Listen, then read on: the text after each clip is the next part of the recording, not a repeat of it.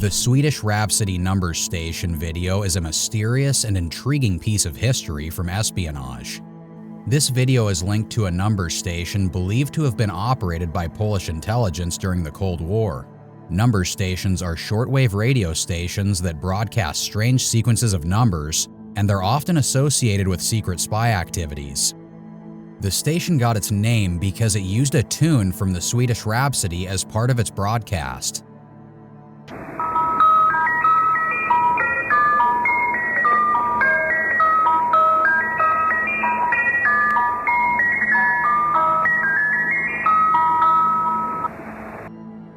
What makes this video and the station really eerie is how the numbers were read.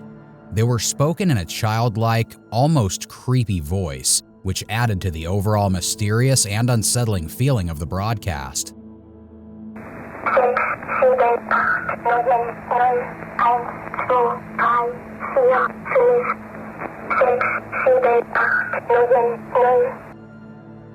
People who stumbled upon this station while tuning their radios during the Cold War probably found it quite spooky and confusing.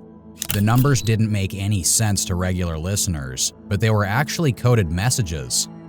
These messages were meant for Polish spies working in Western countries.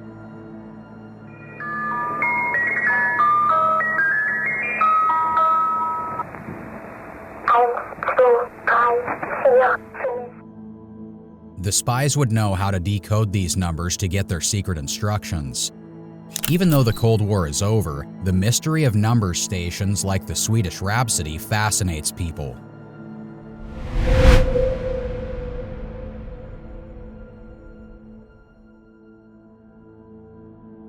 IB Area is a unique video created by an artist named Trikarten.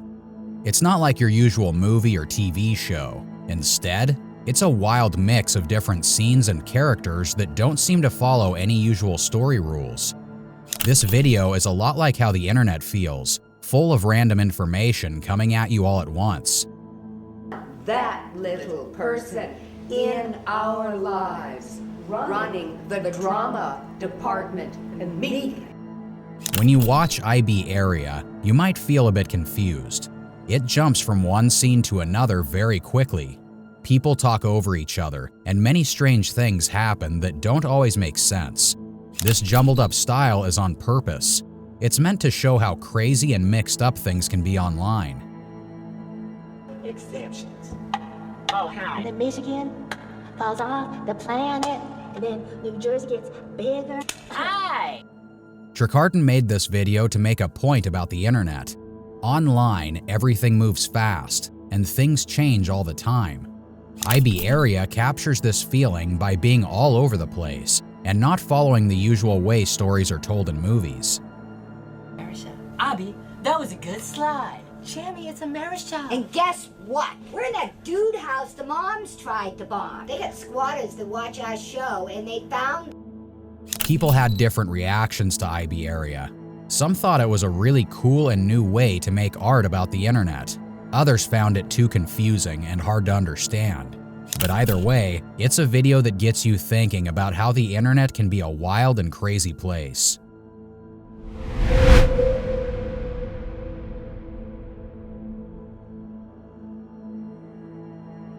Apparis Unik is a video tapped into a deep well of cultural folklore and superstition, bringing to life a creature steeped in legend.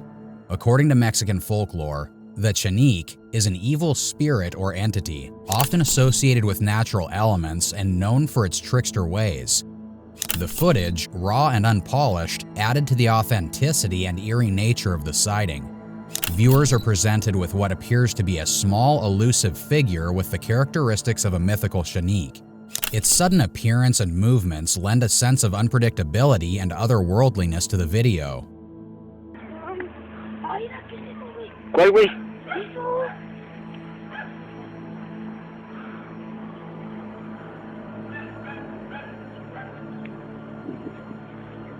¿Eso no chavo lo que pasó? No mames, no sé, güey, a ver, vamos a ver. Ahora sí. Ya nos cayó el duende.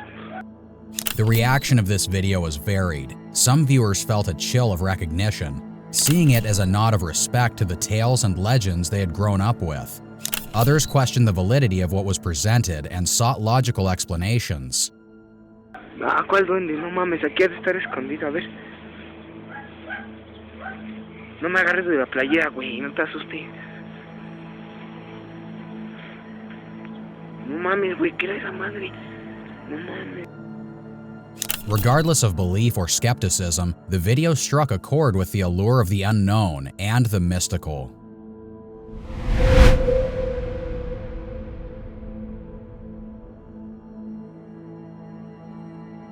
The following video stands out for its controversial and almost unthinkable approach to a deadly disease, the Milwaukee Protocol. Milwaukee Protocol was a plunderphonic hauntology album showcasing the progression of human rabies, aiming to depict the emotions and thoughts of someone throughout every part of the disease throughout 4 days.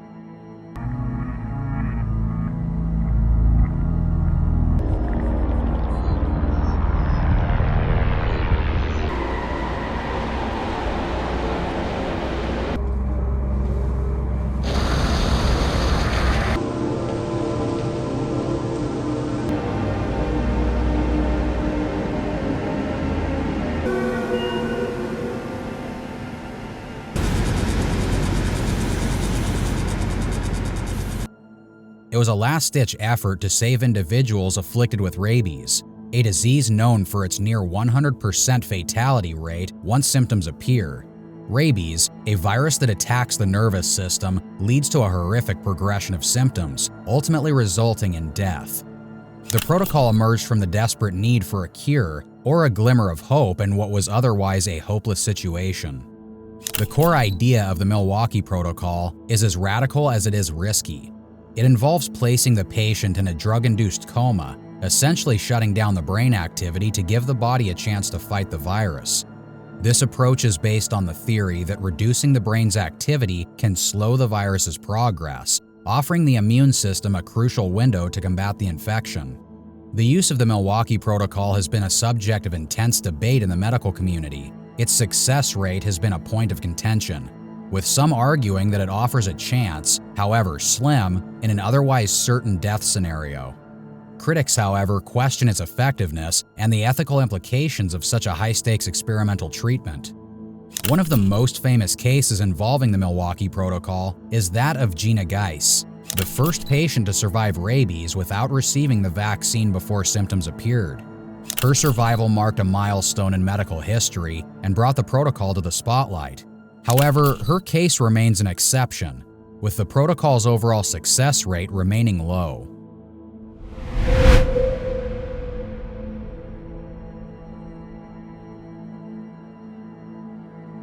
Olivier de Zagazan's 2008 performance stands as a haunting and unforgettable spectacle.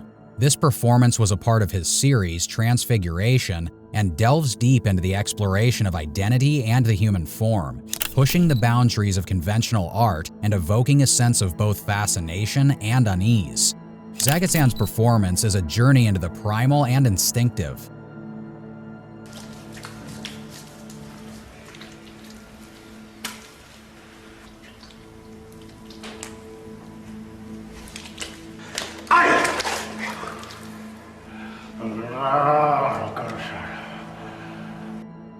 He begins clad in simple attire, but as the performance progresses, he transforms himself using layers of clay and paint. As Zagazan covers himself in clay, his appearance becomes increasingly unrecognizable. He sculpts and deforms his features, creating a series of ever-changing masks. These grotesque and raw masks confront the audience with a disturbing yet captivating exploration of what lies beneath the surface of our identities. The performance is intense and almost ritualistic.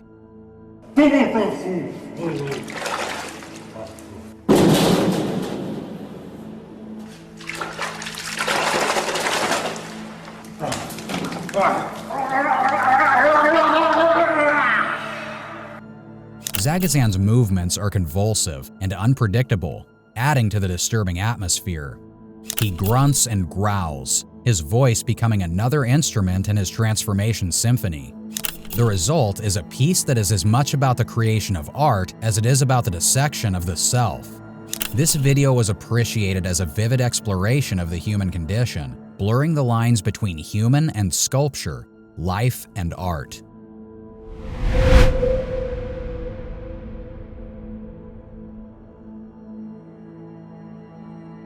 Kuang Diak video captured what appeared to be a creature of nightmares, a being with the face of a human and the body of an animal trapped behind bars. This eerie footage tapped into deep-rooted fears, blurring the lines between myth and reality. The Kuang Diak, according to local folklore, is a creature of legend, a sinister being that haunts the imaginations of many. In the video, this mythical creature seems to come to life, its human-like face peering out hauntingly from an animalistic form. The sight of it lurking in confinement sends shivers down the spine.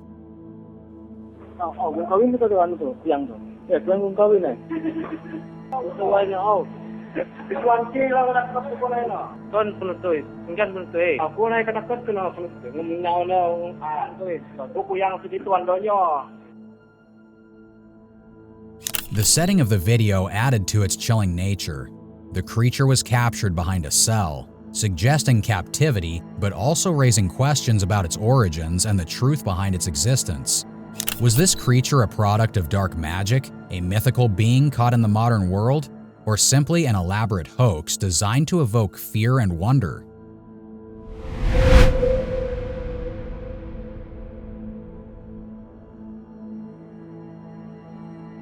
The Organized Mind, a short film created by the legendary Jim Henson, is known for its light-hearted and imaginative puppetry. Henson took a more ominous turn with this creation, blending live puppetry with pre-recorded film to explore the complex landscape of the human mind. The Organized Mind first captivated audiences in July 1966 during its premiere on The Mike Douglas Show, where Henson referred to it as organizing the brain. This performance introduced viewers to Limbo, a character representing thought's abstract and often chaotic nature. Alongside Limbo was another, more unsettling character known as the Nightmare, almost exclusive to this appearance, adding a layer of darkness to the piece. You know, I've learned to walk around inside my own head. You have to pass through the medulla oblongata. There goes some family thoughts. That's a great family. Henson's work with the Organized Mind continued, with performances on The Tonight Show in 1968 and again in 1974, the latter assisted by Dave Goelz. These performances delve deeper into the themes of human cognition and the often murky waters of our subconscious. I've got a great collection of personal memories. And here's a circus I saw as a kid. But, something's going wrong here. No, what's that? No. This is all wrong. It's not supposed to. The eerie atmosphere of the Organized Mind was further enhanced by its soundtrack, engineered by Raymond Scott. What makes it particularly dark and intriguing is its exploration of the human psyche through a medium typically associated with lighthearted entertainment. The characters of Limbo and the Nightmare made viewers confront their deeper, sometimes darker aspects of their consciousness.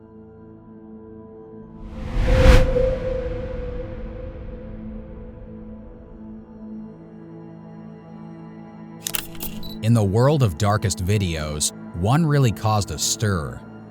It was called Stop the Horror, and it was about a very touchy subject, euthanasia, which means helping someone to die to end their suffering.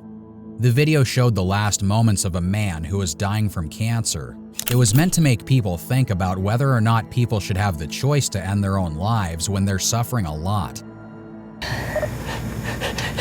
It's alright, Dad.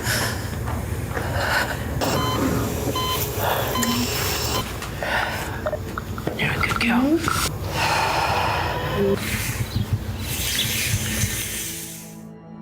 The video was put up on YouTube, but it was so graphic and hard to watch that it got banned. This caused a big argument. Some people said the video was important because it showed the real pain of dying from a terrible illness, but others thought it was too much and could upset people who watched it. Should we have the right to choose how we die? What does it mean to die with dignity? These are hard questions, and people have a lot of different opinions about them.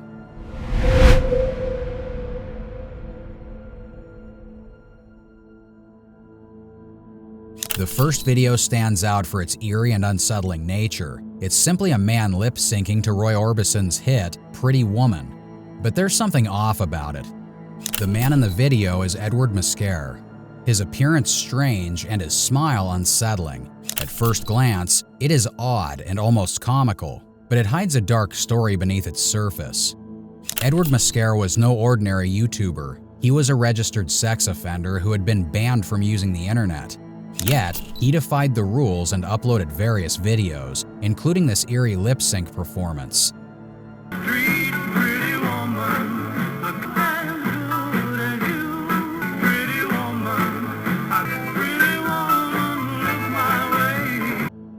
Little did the viewers know about the man behind the creepy smile. Pretty Woman wasn't Mescare's only video. His YouTube channel featured other odd videos like Feel the Music and Back Scratcher.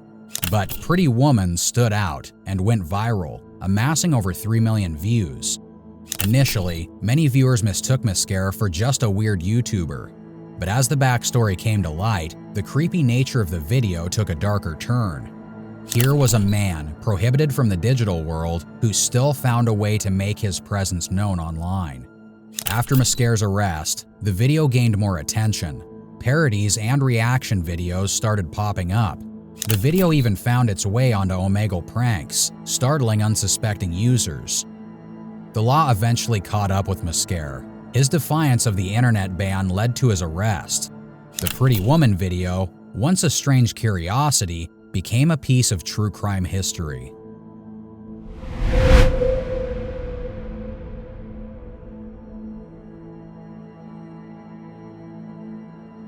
In the quiet corner of the internet, a video uploaded by DJ Def Joey on October 29, 2010 emerges as a haunting testament to an unusual and deeply personal story.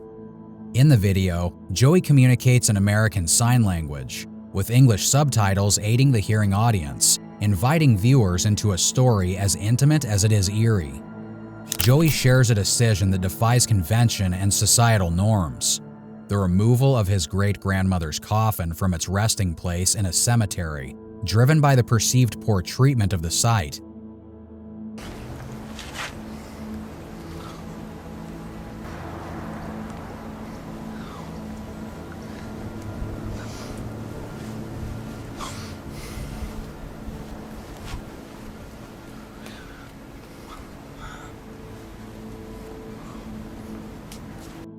The video takes a more macabre turn as Joey, in a deeply personal and controversial act, opens the casket. The camera does not shy away, revealing the preserved remains of his grandmother. The unsettling nature of the video intensifies as Joey proceeds to kiss his grandmother's corpse multiple times in her mouth, an act that blurs the lines between reverence, love, and something more disturbing.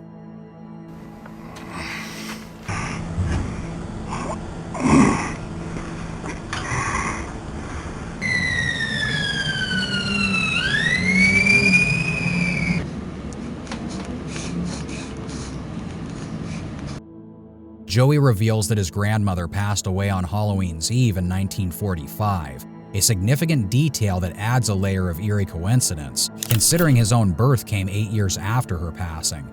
While unsettling to many, Joey's actions speak to a deeper, more intimate connection with his ancestry, and the lengths one might go to preserve and honor that bond.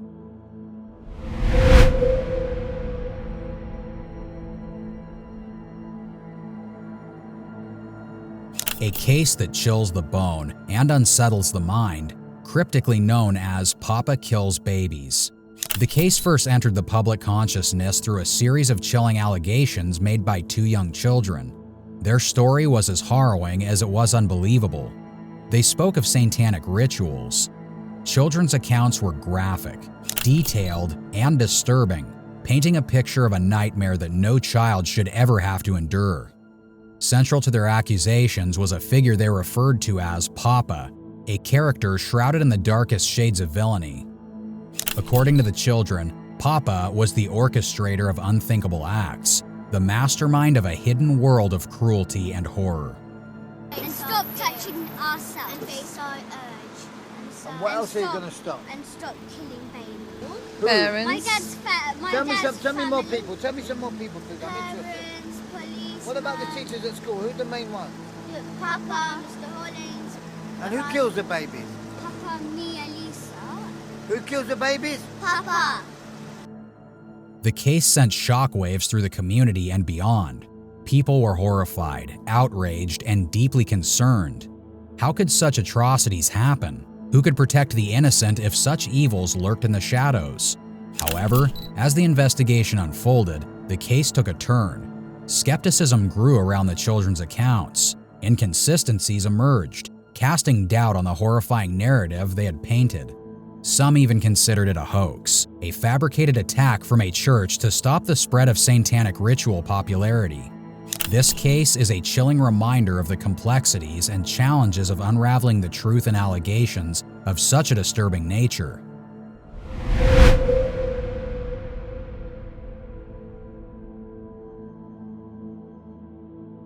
It's a case that really stands out because of how chilling it is.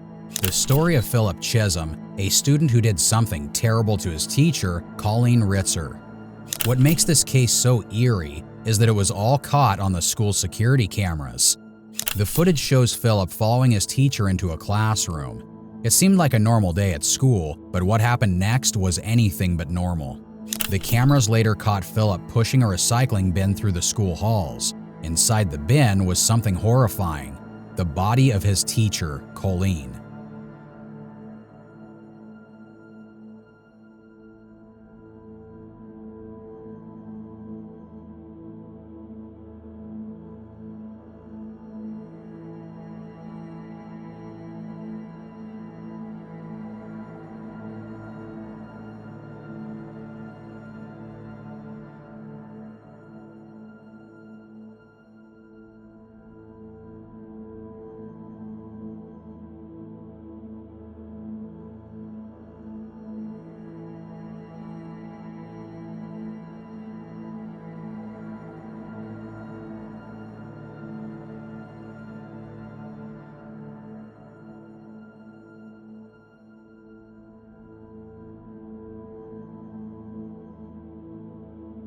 Philip Chisum, only 14 at the time, committed a crime that was as shocking as it was tragic.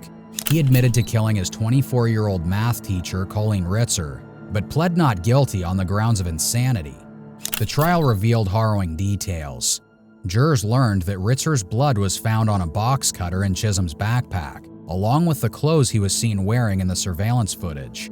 Adding to the complexity of the investigation, Chisum had changed his clothes on the day of the crime. He switched from jeans and a white shirt to shorts and a black shirt. This change initially led authorities to believe that two individuals might have been involved in Ritzer's murder. The court was shown CCTV footage capturing Ritzer's final moments. The video showed her smiling and waving at someone in the hallway before walking alone to the bathroom. Moments later, Chisum was seen following her into the restroom with the hood of his sweatshirt over his head and wearing gloves. The footage then took a chilling turn. A female student, Danielle Beddard, entered the bathroom shortly after, only to quickly exit. In her testimony, Beddard recounted seeing a naked figure and assuming someone was changing. She saw the person's bare back as they leaned towards the sinks. Unaware of the gravity of the situation, she left the bathroom without further thought, only to realize the significance of what she saw after learning of Ritzer's murder. The trial brought to light the harrowing details of this tragic event. Chisum's actions, captured on CCTV, and the testimonials presented in court painted a disturbing picture of a young life taken too soon, and another forever altered by an act of violence.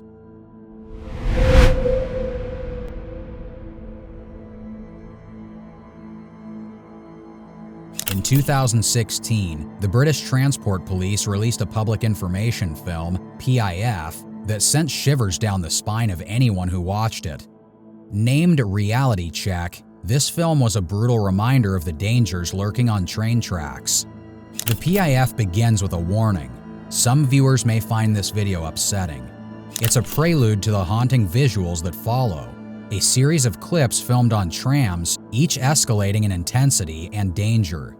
The first clip is seemingly mundane, showing a train passing by normally, but the sense of normalcy is short-lived. In the second clip, 3 guys are seen, one trying to get out of the tram, while the others seem to be following suit. A chilling text appears. Real footage, with life-changing consequences. As the film progresses, each clip shows people interacting with the tram, some getting off, others standing or passing by. It's a buildup of the everyday scenes that are about to take a dark turn. Then, the film reaches its climax. In a disturbing scene, a hooded man walks down the tram track. He turns, only to see a train hurtling towards him. In a desperate attempt to escape, he tries to leave the track, but it's too late. The train runs him over in a moment of horrifying reality. The title Reality Check reappears, now carrying a weight far heavier than mere words. Which video intrigued you the most? Share your thoughts in the comments below. Stay curious, stay brave, and keep exploring with us. Until next time.